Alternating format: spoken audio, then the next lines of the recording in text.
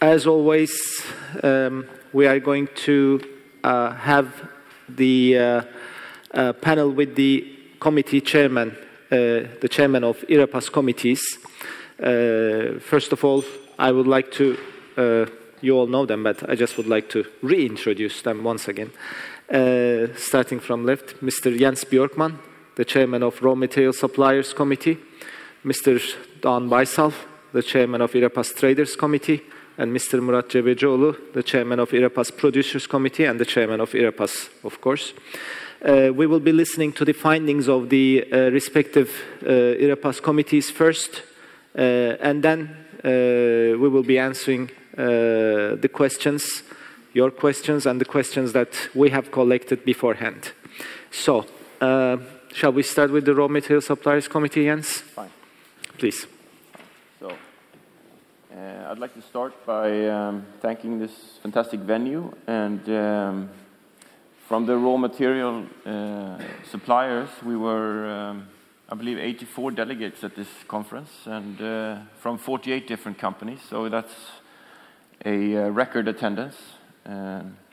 So thank you very much for that. And yesterday we discussed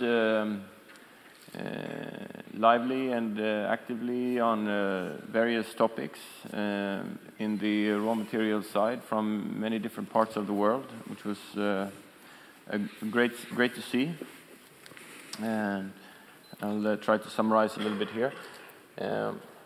So ferrous scrap pricing has seen swings in the past months, like we often do, but generally we are still building on the positive trend that we saw shift in 2016 when markets generally bottomed out, much due to China and its domestic steel consumption. And with global growth at strengthened levels, which we also heard yesterday from the speakers, and with China bettering its utilization ratios in the steel making, the rest of the world has been enjoying stronger demands, which has been spilling over onto this ferrous supply. On the destination side, we've seen growth in Vietnam during the past year as a scrap destination. We've seen Brazil and Mexico be fairly active again, and also Bangladesh has grown and continued to grow a little bit from the previous year's added capacity. Did you say Brazil and Mexico, or? Brazil and Mexico. Brazil and Mexico. Okay. Yeah. The U.S. import tariffs on steel has meant that the demand in the domestic U.S. market has been stronger for scrap. And in September, the prices dropped by about $20, but it seems that prices will rebound in October. As a measure to safeguard the EU imposed quota systems on steel, which has also led to heightened demand in the domestic European markets. So the scrap supply chain has been slightly tightened as a result of that, and also drawn down export quantity to third countries. In the southern European markets, premiums have been paid for low residual scrap and low copper content as a result of exports towards the United States of steel products. So in Turkey, we are in Turkey, and of course a lot of the discussions happen around Turkey as being the epicenter of the scrap universe. Inflation and The weakening currency has slowed domestic demand for steel products, but it seems lately that export for steel has kept production levels, and demand for scrap has been maintained somewhat. And so this is something that was discussed in the raw materials session. The possibility of a slowdown in demand for scrap could be potentially negative on the scrap prices. And during the past months, we've also seen that confirmation costs for letter of credits has risen sharply as risk from international banks have been weighed in. And during the past few months, we've also seen something that's fairly unusual. The spread between scrap grades was fairly elevated during a few months between HMS 1 and 2 grades and shredded and bonus. We saw larger spreads due to, mainly due to the European demand and pricing for the scrap, and also in the US. We've also seen that some of the frequent export-based groups in Europe have turned in towards the more domesticated markets as a result of the fairly strong demand in the European market. So going forward, this will be interesting to follow. Yeah, and that was the summary from our session. Thank you. Thank you very much, Jens. Shall we continue with the traders? Yeah. Please. Okay. Good morning, ladies and gentlemen. At our traders meeting, we have done what we have now been doing traditionally by requesting participants to send us questions, and we discussed those questions in our session. This year we did the same, and we, as you will suspect, the majority of the questions were on trade cases, or shall we say restrictions on free trade as we know it. The first question was whether additional tariffs is expected on the 12 countries predetermined by the State Department, which are sadly called as dirty dozen by one newspaper or publication. We concluded that out of 12 nations, US is already taking further steps on China with Section 301, which you probably heard today that there was, additional $200 billion sanction starting from next Monday. Vietnam is under investigation for illegal trade or conversion from Chinese hot rolled coils to pipe in and sending to US. Russia has sanctions due to non-trade issues. Korea and Brazil got out with self-imposed quota. And finally, Turkey is singled out with double duty for political issues. For the rest of the countries, no further action will be anticipated, and to include Egypt, Malaysia, Costa Rica never made sense to begin with. We also discussed that Mexico will not be exempt as immediately. It will have to wait for the Canadian settlement on NAFTA. So probably this will come by the end of the year for both Canada and Mexico. There were some questions on whether US will impose certain tariffs on finished products, such as nails from China. We concluded that except for China, where trade war is already going, Other countries will not be affected, and as this is too complicated to impose tariffs on all small items. We discussed the past shortage of electrodes and concluded that with the high prices going on right now, that we do not expect any shortages. We also discussed iron ore and scrap prices and concluded that iron ore will probably stay steady. Scrap will further downward pressure due to the infrastructure investments, reduction of infrastructure investments in Turkey and possibly Argentina. We also discussed the Turkish financial situation. We concluded that Turkey somehow will survive this crisis. We'll find new markets, knowing how creative the Turks are.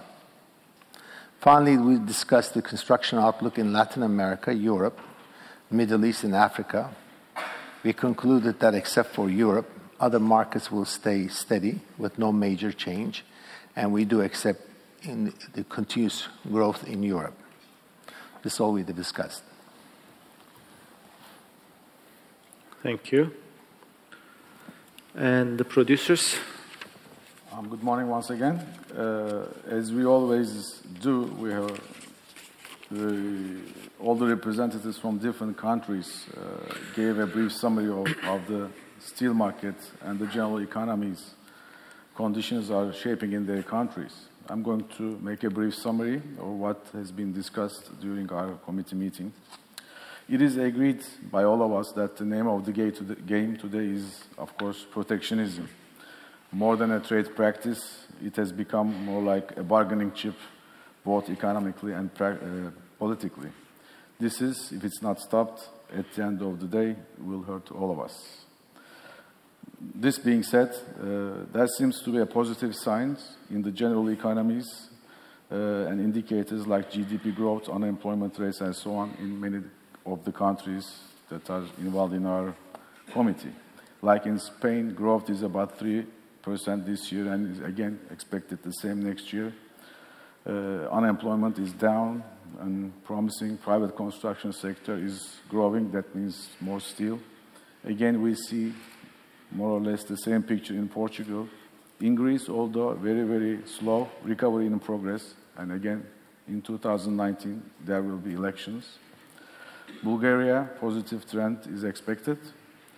In GCC, fundamentals are there to support the market. UAE is expected to grow around 2.5% this year. Saudi Arabia, as we all know, has become an exporter in these days, and they're exporting like 20% of their production. And like to Egypt, mainly to Egypt, Lebanon, Far East, and there are many other countries that they like to export in these days. USA, there seems to be no problem today economically, except the way they are handled, Trump's decisions, of course. Economy is growing around 4%, and things are on the way. And as for Turkey, it's going through a difficult times at the moment. But again, my colleague Doğan said Turkey is a lot flexible to find new markets. I think this is what we will be doing, and this is what we are doing at the moment. And one market rises, the other one falls, so we're going to find a way to go through all these difficulties. And this was mainly what we have discussed. Thank you very much. Before we move on with the questions, let me try to recap what I have just heard. On the raw materials side, I understood that the ferrous prices have been have seen some sort of volatility, but in general there is a positive trend. Having the global growth at steady levels and based on strong demand. I have also noted that growth in Vietnam, Brazil, Mexico, Bangladesh, the demand growth is there in Vietnam, Brazil, Mexico, and Bangladesh.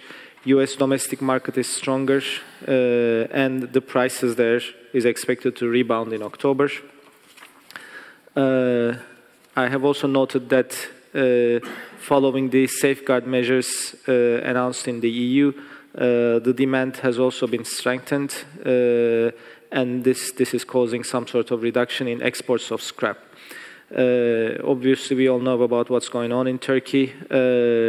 The inflation, increasing inflation, and the devaluation of the currency has shown an impact, slowed down the domestic demand, but the exports of steel mills helped keep production levels and the demand for scrap. But there is obviously a possibility of a slowdown and a negative, which may have a negative impact on scrap prices in the future.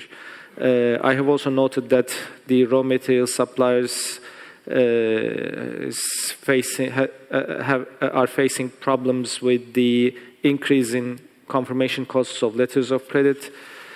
And another interesting point is that the spread between the prices of scrap grades have been elevated mostly because of during the last few months, mainly because of the European and US demand increase for the raw material. On the traders' side, the traders, I understand, do not expect any further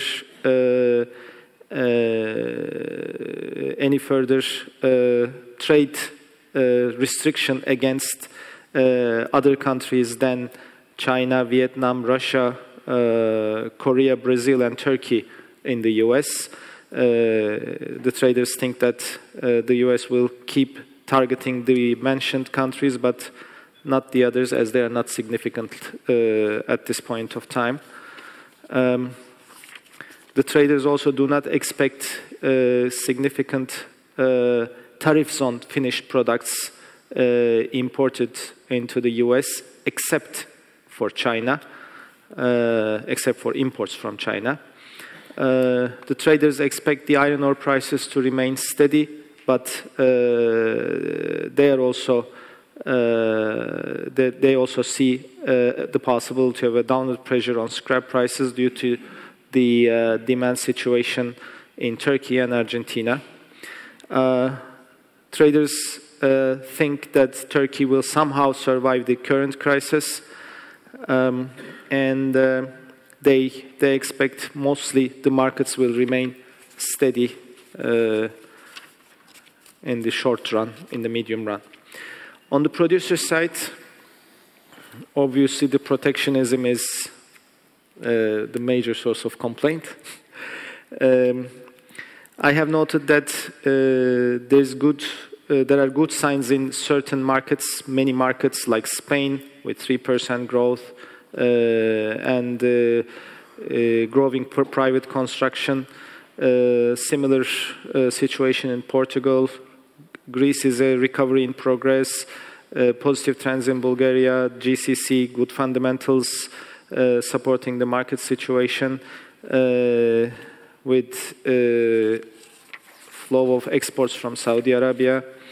And producers also agree that despite the existing problems in Turkey, there will be a way out sooner or later, and the flexibility of the steel mills in finding new export markets help the current situation, ease the current situation a lot. So I think that summarizes the situation. Right. And we are going to move on with the questions we have collected. But before then, if you have any questions, we may start with your questions. Michael, can we have the microphone for Michael, please? Where's the microphone? Can we have the front here?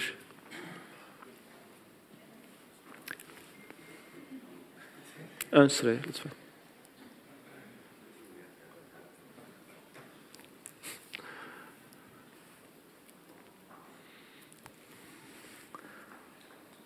Yes, Michael. Good morning, everyone. Thank you very much for the show last night and the excellent food and venue.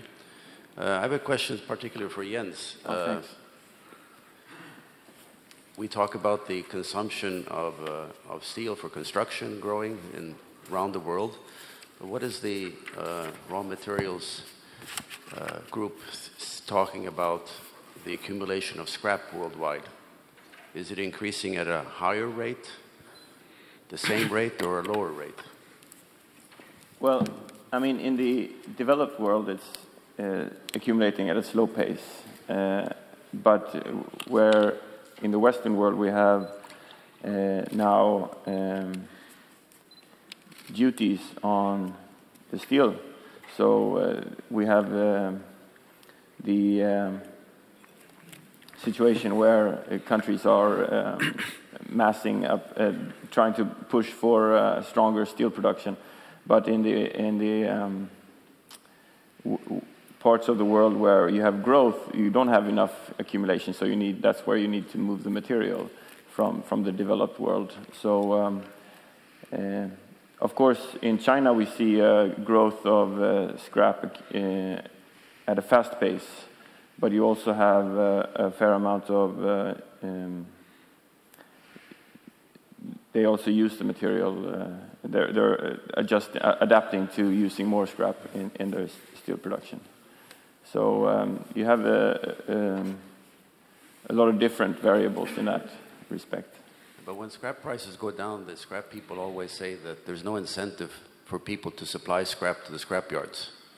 Right, in the short term. Yeah, but this argument I haven't heard the last 2 days. But that's also parts of the scrap pool that's affected in that way. You have from construction and demolition and these kinds of things. But you also have a scrap sector which is from industry, which continues to go despite price swings. So, of course, in the short term you have effects where the recycling industry may lose tonnage, but in the longer term it usually normalizes.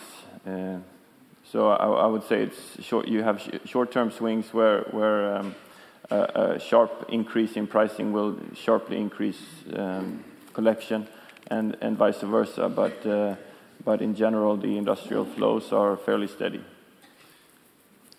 I don't have facts, but I believe that since June, all of the scrap buyers in the United States on the accumulation basis each month are paying less for the scrap coming to the yards, and the quantity has not decreased. Yes. Okay, thank you. Thank you, Michael. Thank you, Jens. Any other questions? Okay. I'm going to start with the questions we have collected then. The first one is for the panel. Let me read it first. This is a rather long one. The world crude steel output figures for the January-July period this year indicated a year-on-year rise of 5%. The crude steel output volumes in the month of July showed impressive increases of 7.2%, 3.9%, and 4.5% respectively in China, the EU, and the US compared to the same month last year. In spite of all the apprehensions and uncertainty linked to the current wave of protectionism, can we say with some certainty that the global steel industry and the global long steel sector in particular is actually enjoying one of its better periods at present? Shall we start with the producers? Okay, why not? Well, yes, indeed, we had a good 2017, and 2018 first half was relatively okay. Of course, I will look at this on the protectionism side perspective. However, the wave of protectionist measures led by the US is definitely a concern. What is even more troubling is the lack of respect and total disregard of the World Trade Organization rules.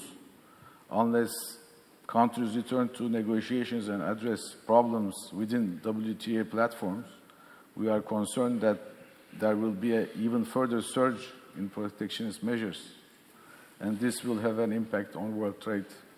So that's what I think. I'll say on the enjoyment of the mills, I don't think you can generalize it, because the producers in the US are enjoying really their best times in years. But that is taken away from the producers of the rest of the world. So it is not really perfect for everybody else. Same for China. Their economy is improving, their production is improving, which is good for now, but when their economy slows down a bit, most of that production will turn into exports, and it will be at the expense of the rest of the world. So I can't say everybody's enjoying it. It's okay, but you know, there is pros and cons on both.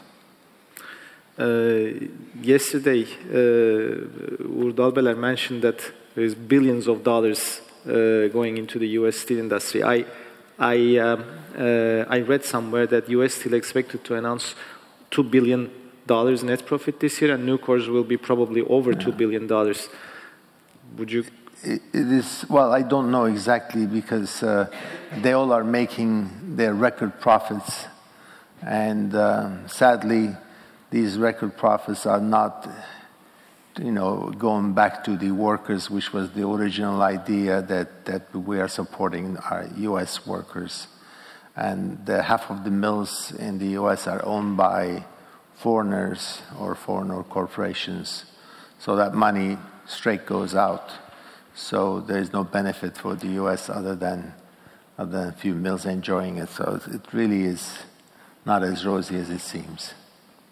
The steel industry in the U.S. is probably the biggest supporters of Mr. Trump's campaign for November election. Yes, they live their golden years, and like yesterday was stated, what's happening now, they're, you know, putting the old mills that had the oldest technology back in production to increase what we call capacity. So even that capacity calculation is going to be reversed, because suddenly there is less capacity utilization.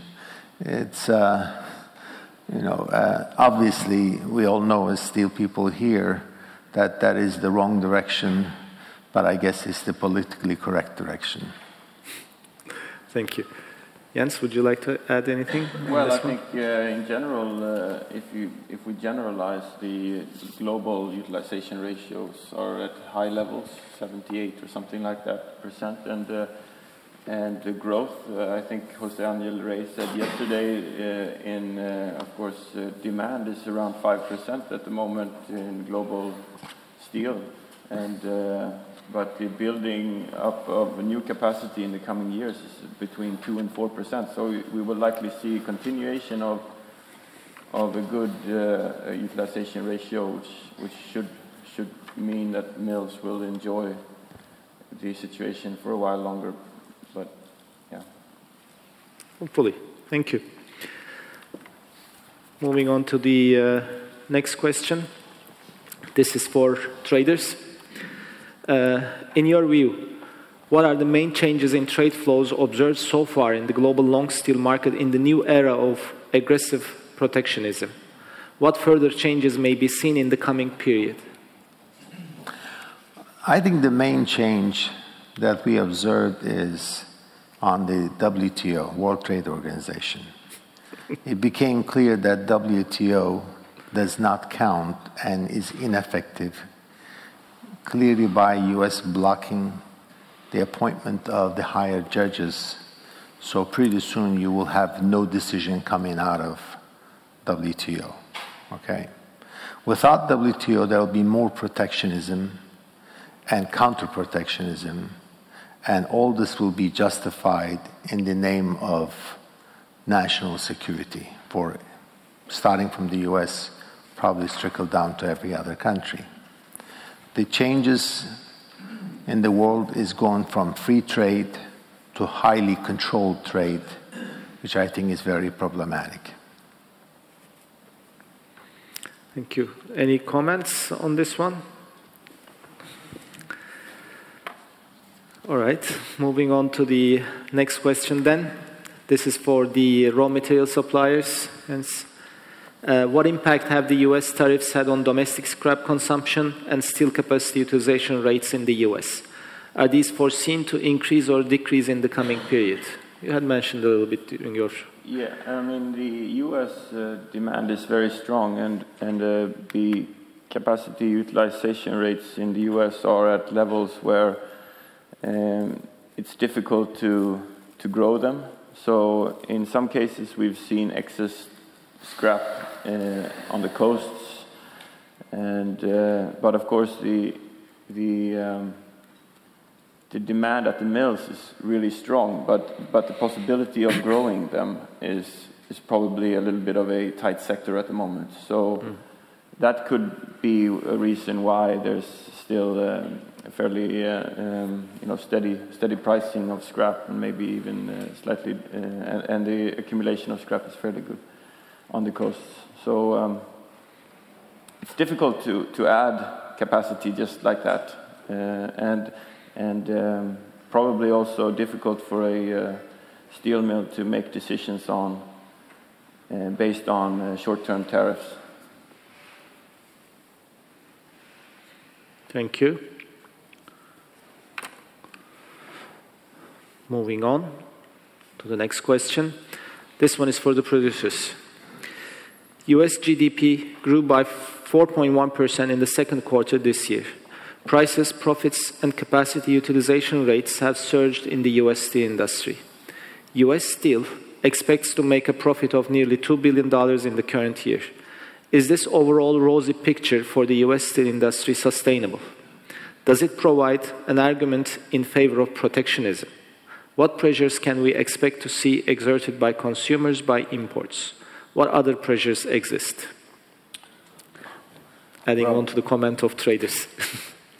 Protectionism has become the center of strategy for U.S. producers in these days. They've been complaining about imports for many, many years, since 1990s. But every year their profits are growing. Now they are riding the wind more so. Now as former executives, lawyers representing the U.S. industry are in very key USTR and Commerce Department positions. And U.S. producers are effectively shaping up American trade policies in these days. This is all happening at the expense of U.S. consumers and serve only to increase profits of U.S. steel producers. In addition, the downstream industries using imported steel are also affected negatively. Well, maybe it's better to invest in policy making and law firms rather than steel making capacity. The lawyers are making a lot of money in these days. That's correct. Well, I have to add that the GDP growth in the U.S. is not, only because of the steel industry. Is not only affecting the steel industry either. I mean, main growth in the U.S. is because of the tax reduction that took effect beginning of the year. So there's enough incentive for corporations to invest, and because of that, there is a serious growth in the U.S. So with that growth came in obviously all the sanctions that is happening. So it really is doubling the profits that the steel companies are making. Thank you. Any comments from the floor on this issue? No? So we stay in North America, and the next question is for the panel. Canada will be announcing new measures regarding steel imports in the coming weeks. What's your expectation regarding the decision? Who wants to start? Well, I mean, I can say Canada is rightfully protecting their industry against the influx of all steel products coming from that originally was destined to USA. I just hope that they will take measured protection and not go overboard and kill the rest of the trade with it. So rightfully, but how about this retroactive duties imposed? I was very surprised with that decision. I just want to give you a little history. The whole anti-dumping law first initiated in Canada. So now Canada is suffering from the medicine that they have invented. And really, over the years, they have taken all measures. I mean, I have never seen something that is totally did not make sense except for one retroactive, which is very odd, and it's been protested, and I don't really think that will, continue again, because there's a lot of protest against it. Thank you. Any other comments? Yeah, this retroactive duty is creating a lot of uncertainty in the market. So buyers and sellers are kind of lost. They don't know what to do because they don't know what to expect. And Canada, strangely enough, within 1 year, they opened the third case against Turkey. So this has never been seen before, and everybody is, we don't know what to expect at the end. Okay, there are talks that within a couple of weeks we will see some final results of this case, but at the moment they will give us the new numbers. They do this in Turkish liras. The last number they have is about, I don't know, it's about close to 2,000 Turkish liras, which today means nothing. And with the numbers we have, with all the calculations we went through, the new numbers again should be somewhere around 2,500 Turkish liras, not more than that. Again, which would mean nothing. But because of that, I'm afraid they might do something else. Well, there's a surge of exports even from Turkey to Canada, and Canada did start receiving a lot more steel. So they are worried, and that's why they want to take some precaution, at least put some, threat there, so that if you do that, maybe I'll get back to you. I don't know. They keep sending questions, and they want the answer tomorrow. Okay, that's the problem. But they are hoping that you don't answer correctly, or they don't answer not within the time period they give you, so they can just give you 40%, 50%, whatever duty. This is what they did to some of our friends in Turkey. Being reasonable is not a priority. To find a reason to give you duty. So, I mean, I don't know. Difficult. Thank you. Any comments, Jens? No. Okay. Any comments from the floor? No. All right. Moving on to the next question. This one's for traders. How will Section 232 affect the US economy in the short and long run? When you weigh up the pros and cons, which side carries the greater weight? Well, we are traders, so I'm probably biased, but I do believe that the Section 232 is counterproductive and will eventually trigger higher inflation in the US. This will be really force Fed to increase interest rates even further, and that will affect all the markets. I mean, keep in mind, when the first 25% was imposed, we thought that's the end of the world, and pretty soon realized that the prices are all going up, so it became a norm. Now, when they went to 50% on Turkey, we couldn't really match that. The only pro is really for the US mills, which are making record profits. And like I mentioned earlier, these profits are not trickling down to the employees. And I heard that there's possibility of strikes, by the unions on that one.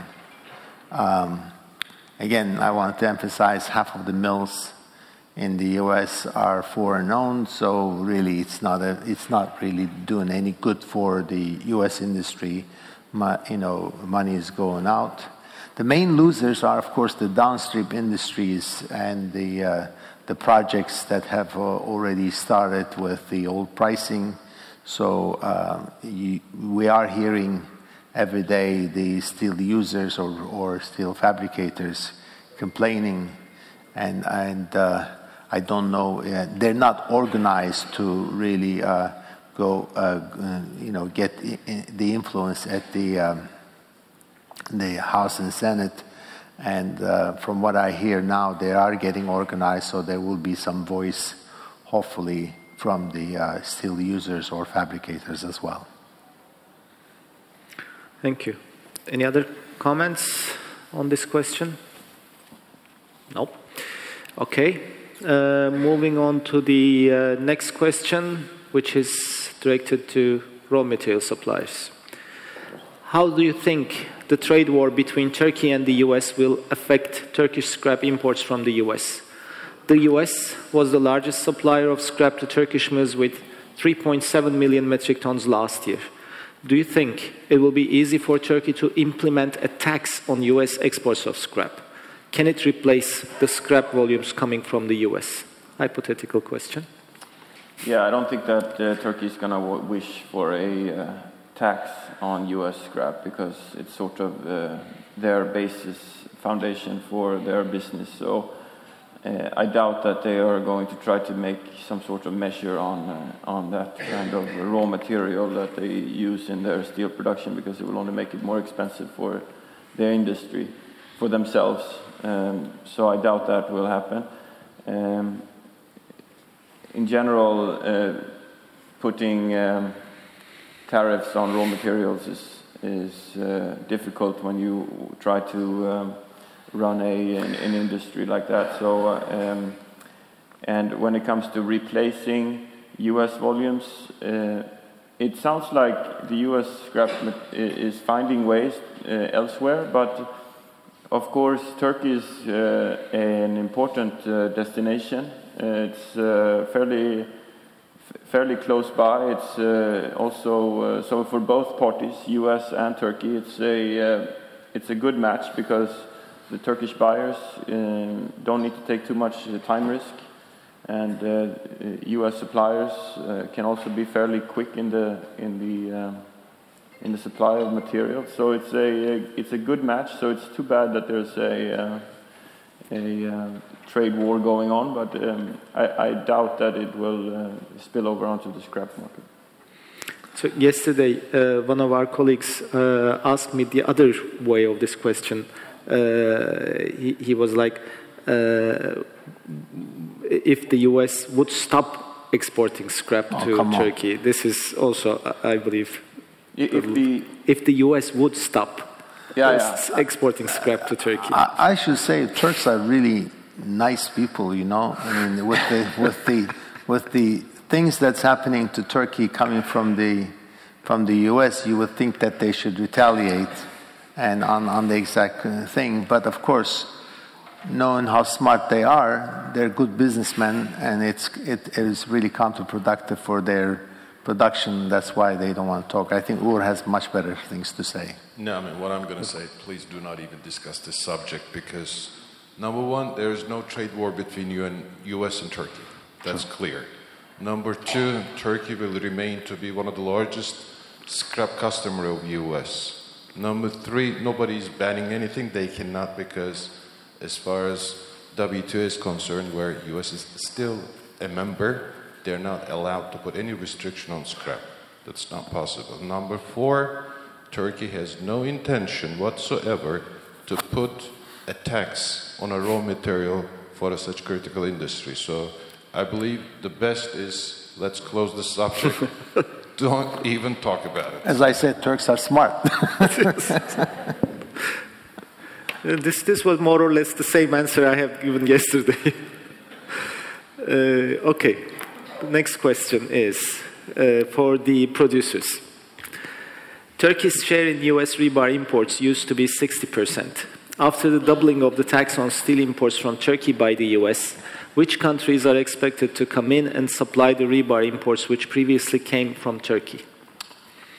No matter what's been said, US has to import, because I don't think their capacity is not enough to support the local market.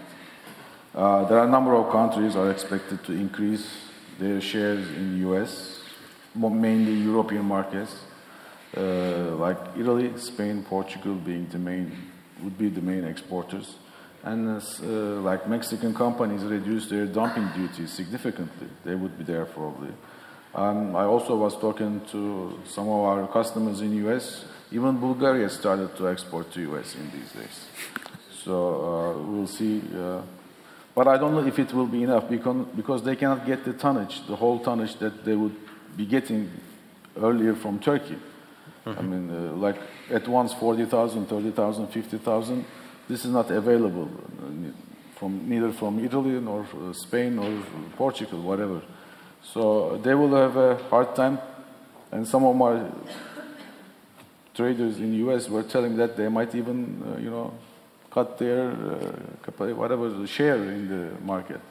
So, but the water will find its way, as we say in Turkey. So I expect that they'll find a way, but there will be many other markets that they'll increase their share in the US. Thank you. There's a question. Can we have the microphone? Is the microphone? Yes, sir. Thank you. Just about the rebar markets in Turkey this year, it appears that the domestic market has not been as strong as last year, and in particular now, it seems that Turkish mills are looking more to the export market on products like billet, for example, to get bookings. I was just wondering, particularly yourself, Murat, how you think the domestic market will go for the rest of this year, and in particular, what effects the new regulations on protecting the lira might have on the Turkish construction sector and domestic demand for long steel. Okay. Well, on the contrary of what's been said, there are mega projects in Turkey on the pipeline at the moment. There are a couple of bridges, nuclear plant, and there are some other also projects being developed, and I think all these will help Turkey to get through this. And we are also growing. Well, we are going through tough times, but we are not staying the same, at this, or we are not getting down in minus levels in GDPs. It's growing. So I don't expect any less next year. Thank you. Moving on to the next question that I have here. This is for the panel. What are the main threats for the global steel industry from all these protectionist measures? Or do you see new opportunities for the industry in the current context? Well, maybe I can comment. Protectionism is a very wrong direction. Already been tried before the Great Depression in the US with the legislation like the Smoot-Hawley Tariffs Act in 1930, which resulted in a major disaster for the United States. Without free trade, countries will be limited to consume what's produced in their own country. Prices may go up, but really what's going to suffer is the quality. Quality is very important. We compete on price and quality, and if you don't have the opportunity to buy from the best supplier, wherever they are, and you're going to be limited with the quality that's offered in your own country. So that is something that people really don't talk about, but quality will suffer. Thank you. Any other comments from the panel? I think protectionist measures are going to be difficult to maintain in the long run because all the supply chains are very integrated and globalized. So being able to protect whole or parts of the chains are going to be extremely difficult for the long term. Yeah, this cannot go on like this. It has to be stopped in a way. Thank you. As a whole, we have problems. No, and my it will impact the opinion. world trade in general. Thank It's you. like a drug. Might wake you up for the next 24 hours, but make you sleep for the coming 48 hours. And just the destiny will be that, nothing else. So to keep our companies alive, industry alive, I think we have to compete. We have to learn how to compete. Thank you. Okay, moving on to the next question. This is for the producers and more or less has been answered. Yeah, but it's been answered, so just let's move on to the next question. Okay, this one's for the raw material suppliers, Jens. What's your prediction for the capacity utilization and scrap consumption of EU mills as a result of the safeguard measures in Europe? Would you expect a negative impact on the scrap exports of EU countries? You talked about it a little bit. Yeah, we talked about it a little bit. This has already happened. So we've seen that the capacity utilization ratio for European mills like US have also moved up, and the demands are strong. We could see the same thing as in the US, where the capacity utilization ratio is so high that they can't take more. But so that would mean that there's still a spillover, of course, of scrap, because the growth in the EU is not like it is elsewhere. So I think we will still continue to see exports, of course, but perhaps in a slightly lower availability. But also the protectionist measures in Europe are also capped on time. So I'm not sure how long they're gonna, if they're gonna continue after February. Yes, so we will likely see a continuation of fairly strong demand. Thank you. Nothing from the floor. Moving on to the next question, which is for the traders. All the news from China seems to be good at present, with strong domestic demand, environmental inspections, production restrictions, and with production cuts due to be implemented during the winter months. Can we expect China to be absent from the long steel export markets in the months ahead? What other developments in China could be significant for the global long steel market in the coming period? Well, China is becoming more and more environmentally conscious country, which is a very good thing. Of course, they had the highest pollution rate in the world as well, so they had to do something about it. The fact that they're closing the old mills, mostly induction mills that were highly pollutant, and taking some capacity out is a very good thing. So I think eventually China will hopefully come to equilibrium where they will produce and consume the same amounts. Now, I was very optimistic, but yesterday I found out that they're about to introduce 40 new electric arc furnace mills within the next 12 months. So looks like they are going to increase the capacity again, and it looks like the threat is not going away. Thank you. Any questions from the floor? No? Okay, moving on to the next one, which is again on China and for the panel. Chinese mills have been benefiting from tight supply with respect to demand in their domestic market for rebars, and therefore they are not expected to reduce their export offers in the coming period amid a context of reduced levels of domestic supply and the anticipation of stronger domestic demand. Will this situation allow Turkish suppliers to target export sales to Far Eastern countries? They already are doing it. Yeah, we already have started doing so. So I hope this will continue. I mean, I think it's in another question that I will have to answer in a while. Okay. Then moving on.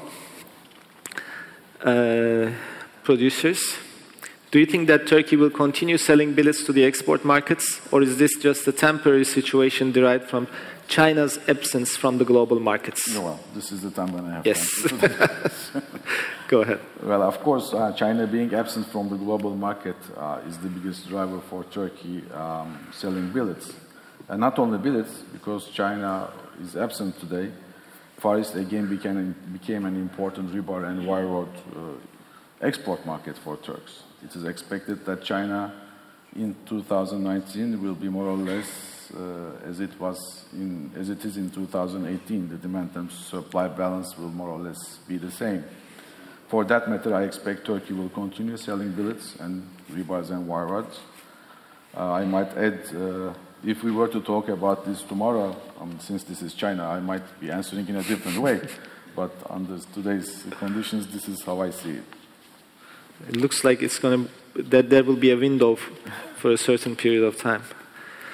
Okay, any comments on this one? No, I just want to ask a question. What sort of destination are you talking about as far as billets out of Turkey is concerned? From Far East? No. billets out of Turkey? What kind of destinations do you expect? For billet exports. North Africa is a good destination for billets in these days. Algeria, Morocco. They are buying it today. We would be able to sell. And of course, there are many inquiries, there are many deals done in Far East, like Philippines, Indonesia, Malaysia. All these countries are quite active in these days. Thank you. Next question is for raw material suppliers, Jens, and on India. Steel output in India is growing, while the Indian government is not in favor of DRI-based steelmaking due to environmental concerns. How do you evaluate the likelihood of India becoming a significant market for ferrous scrap shipments in a few years' time? Well, South Asian markets, including India, has been for a long time always been there, and we've seen significant growth in the neighboring countries, and now we also see India becoming, they're active in parts of India for deep sea shipments of ferrous scrap from time to time over the past years, but perhaps on a more regular basis nowadays. And we will likely continue to see India importing its needs for some time. Where does India import from? From Europe and from North America. Yeah. I read somewhere that the projection of the Indian government is to have like 10 million tons of gap between domestic supply and consumption. Okay. In maybe 10 years' time. 5-10 years' time. Yeah. Significant growth in India.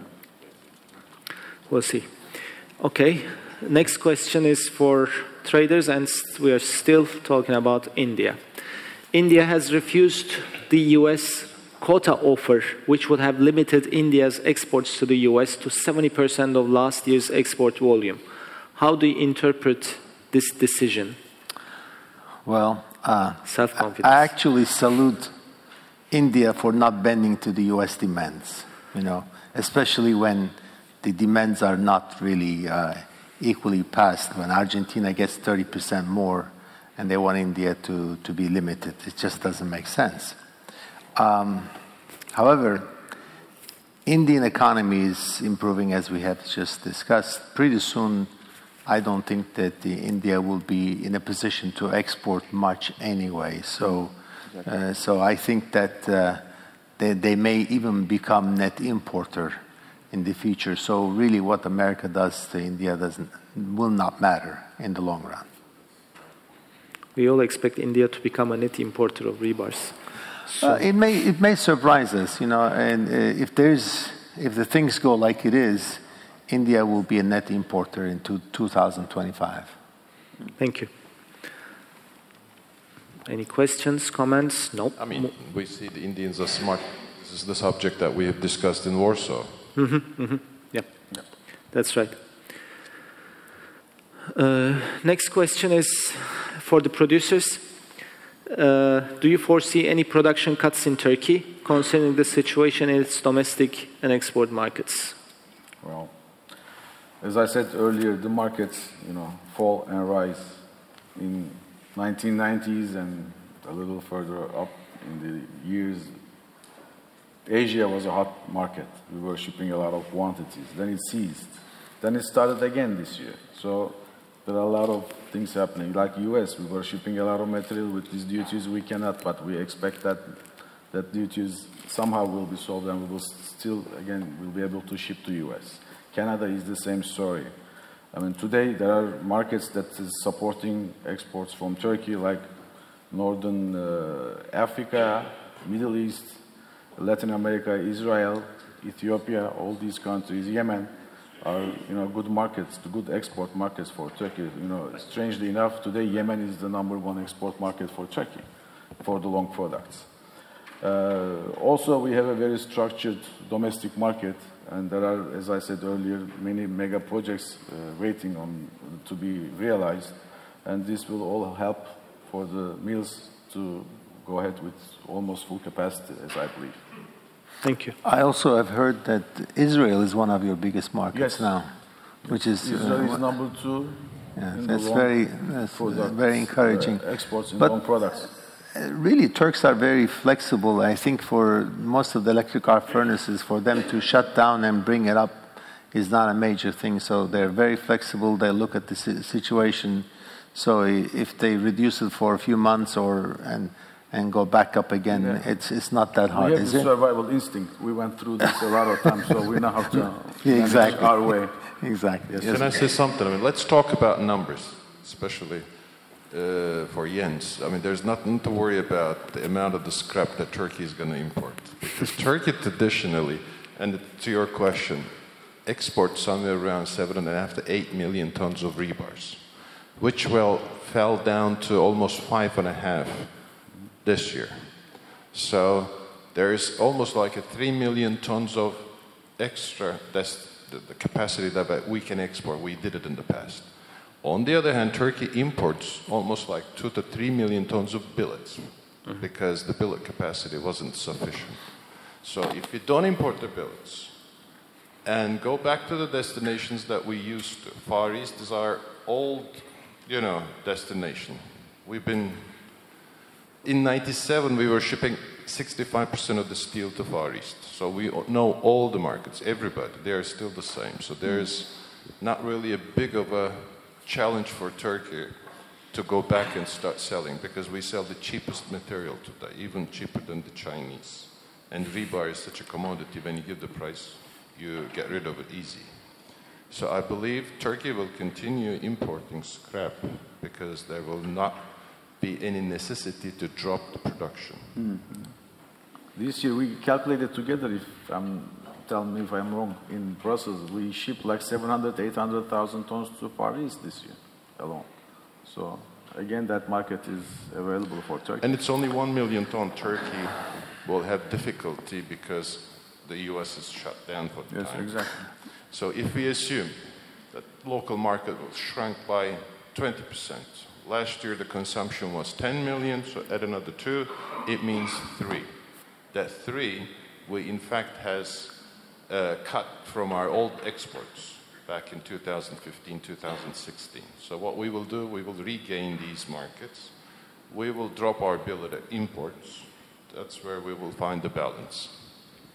There's obviously an export know-how of decades. I mean, collection of homologation certificates and knowledge of all these markets and so on. So I guess don't cry for Turkey, they'll be fine.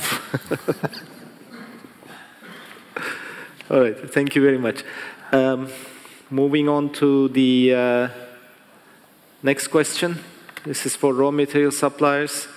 You talked about a little bit on the confirmation costs of the letters of credit, but this was in general.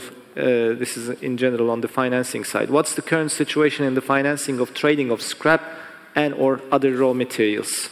Yeah, so this is specifically for at least material going towards Turkey at the moment, is where we have seen international banks draw a little bit from Turkey because of the risks associated, and therefore confirmation costs for letter of credits have moved up quite significantly, and it may also have had effect on sort of trading outfits that it's a little bit more difficult to get financing to go towards destination if it's not your own material, sort of.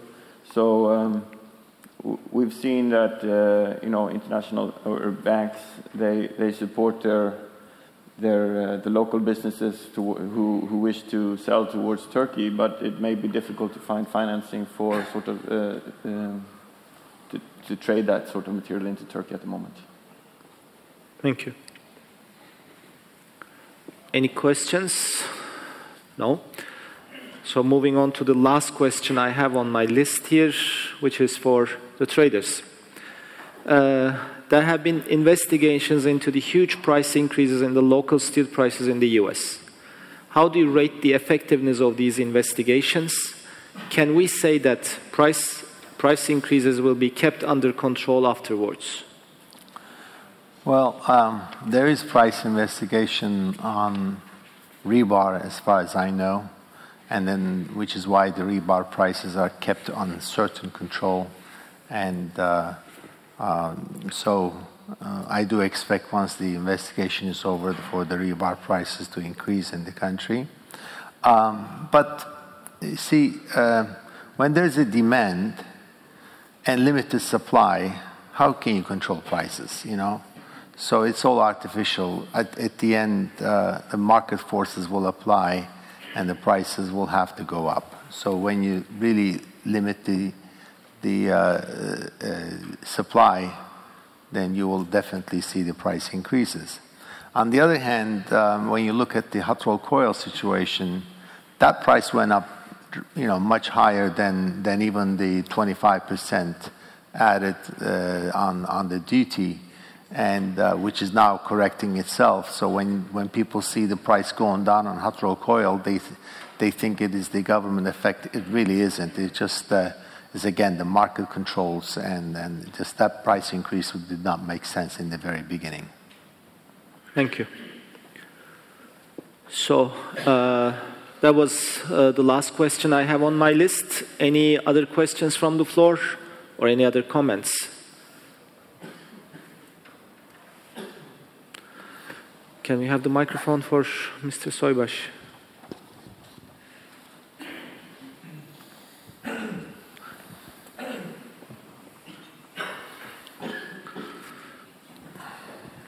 I want to ask the panel, before the Section 232 was announced, there was an expectation that when any import tax would be issued in the US, all the steel prices worldwide would start increasing, like it had happened when Bush introduced the Section 201 back in 2002. But it did not happen, as far as I understand. Do you think, why do you think it did not happen, and do you think it might happen still? Shall we expect a price increase in the near future because of the price increase in America, worldwide? Let me start saying that Section 201 did take effect in year 2001, and it went on about a year and a half, and at the end we realized that it's so counterproductive for the US, and the Congress pushed it out. So can that really happen now? Yes, it can happen. In fact, I have spoken to some of the congressmen, and they're not happy with what's going on. They know the situation. They think the president has too many powers that is using it right now. So there is a serious debate going on in the Congress between the president, the White House, and the Congress. So now, having said this, nothing like this happens overnight. And number one, we have elections in November 6th. We'll see what happens on that one. But after the elections, if the Democrats really capture the majority in the House, you may see pressure to White House to change. Overall, I can say that the industry is not happy. The important news media is not happy. So if you look at what's been written, everything is negative on this. So it's really not, the world is, you know, I know the world is protesting, not happy. The US industry is not happy. So you do expect change coming, but unfortunately, you know, the changes are not coming as fast. And with what went on last night, another 200 billion onto China, these are serious things, you know, and it's the direction that the country is not accustomed to. So nothing happens very fast in Turkey except for this Trump administration. When he went on to Turkey, he did decide on Friday, and it was a law on Monday. This time with China, he was nice, so he decided yesterday it's going to take effect Monday, next Monday. So unheard of for US. These are not normal things. So I do expect that to change, but it's going to take a lot more time. But I can assure you, the people, the Congress, the news media, nobody's happy with this. What about the prices? Do you think the price increases in the US will help, will trigger price increases elsewhere in the world? I don't know about the world, but definitely in the US, the prices did increase. Actually, most of them went over the 25%. So the whole US industry is suffering. Like I mentioned before, it's inflationary. It's a bad idea. I mean, if you listen to Wilbur Ross says it's only 1% of our GDP, 2% of our GDP. You know, I don't think, you know, yes, it is, America is a big economy, it's 1 or 2%, but it's an important factor, and when US is trying to do the infrastructure investments, this is the wrong time to do all this. Any other comments from the panel? Okay. Any other questions from the floor? None, I guess. So we talked a lot about protectionism and the US, inevitably. That's the major topic nowadays, unfortunately. And we talked a little bit about the other markets, China, India, Turkey, and Europe. I'd like to thank you, gentlemen, the chairman of the IREPAS committees, for sharing the findings of your respective committees and your opinion, comments, and thoughts with us, for answering all these questions here. I also would like to thank our distinguished speakers who have shared their expertise and opinion with us during the course of these 2 days.